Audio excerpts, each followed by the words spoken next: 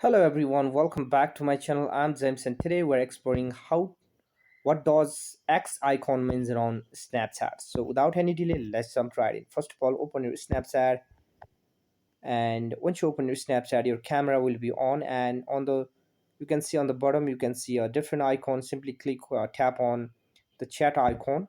Once you go to the chat section, you can see scroll down and you can see a cross icon. That means you have added the person into your friend list but they haven't added you in their friend list, so that means uh, they haven't added you into their friends. So if you want to remove this person, then simply tap on the person name, long press it, and it will pop up with this option. Simply tap on manage friendship, and you can simply click on remove friend and simply tap on remove, and this is how you can remove from your friend list. So if they haven't added you into their friend list, then you can also remove them from your friend list. So X icon means on Snapchat means that they haven't added you as their friend list.